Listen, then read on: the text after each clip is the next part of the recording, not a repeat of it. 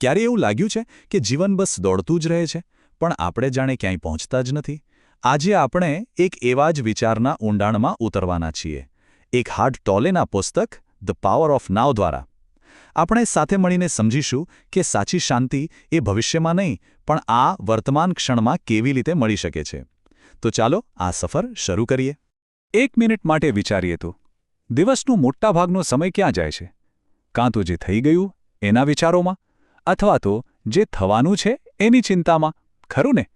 વર્તમાન તો જાણે ક્યાંક ખોવાઈ જ જાય છે. બસ આ જ એ મૂળભૂત સવાલ છે જેનો જવાબ આ પુસ્તક શોધવાની કોશિશ કરે છે. તો જુઓ, ટોલે આ વાતને કેટલી સરળતાથી સમજાવે છે. ભૂતકાળ શું છે? બસ મગજમાં સચવાયેલી અમુક યાદો, અને ભવિષ્ય એ તો ફક્ત આપણી કલ્પના છે. હકીકતમાં આ બંનેમાંથી એકયનું અત્યારે કોઈ અસ્તિત્વ જ નથી. જે કંઈ પણ અસલી છે, જે વાસ્તવિક છે, એ તો ફક્ત આ ક્ષણ છે, હમણાં. તો સવાલ એ થાય કે જો માત્ર હમણાં જ સાચું છે, તો પછી આ બધી ચિંતા, આ બધો તણાવ આવે છે ક્યાંથી? વેલ, એનો જવાબ આપણા બધાની અંદર જ છુપાયેલો છે, આપણા મનમાં. અને આ જ આપણો પહેલો મુદ્દો છે, મનની જાળ.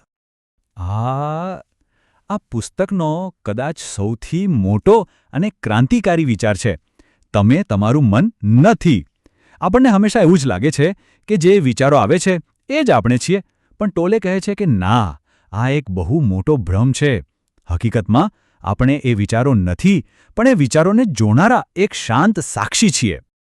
તો પછી આ મનની જાળમાંથી બહાર કઈ રીતે નીકળવું? એનો રસ્તો છે સાક્ષી બનવું.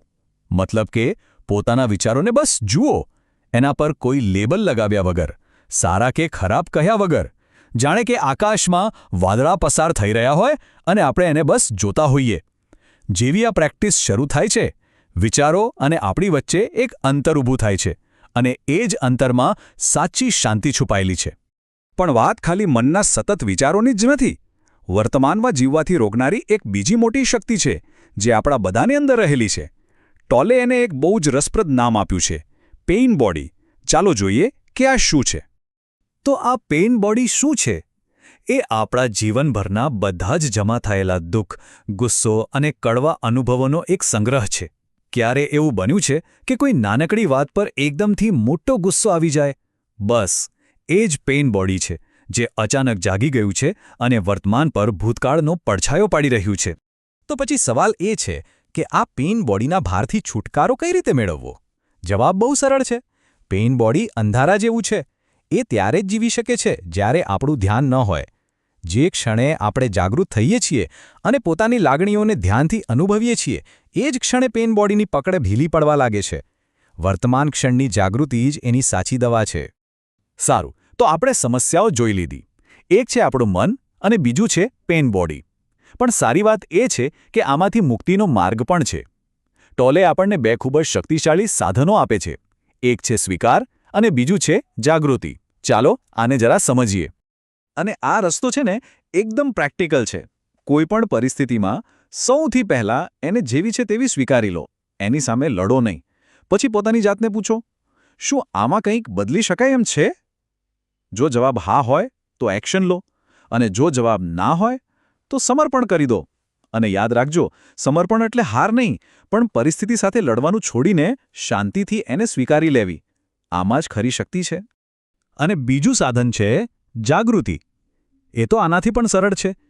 એનો મતલબ છે કે રોજના નાના નાના કામ પૂરા ધ્યાનથી કરવા. જેમ કે ચા પીતા હોઈએ ત્યારે ફક્ત ચાના સ્વાદ અને સુગંધ પર ધ્યાન આપવું. ચાલતા હોઈએ તો પગલાંના સ્પર્શને અનુભવવો.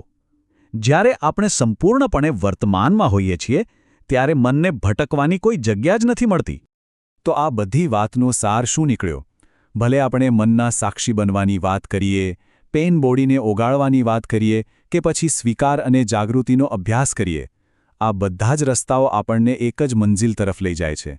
અને એ મંજિલ ભવિષ્યમાં કે ભૂતકાળમાં નથી, એ અહીં જ છે, ફક્ત અને ફક્ત અત્યારે. આ એક વાક્ય આખા પુસ્તકનો નિચોડ છે. બધી સમસ્યાઓનું મૂળ મન દ્વારા ઊભા કરાયેલા સમયમાં છે.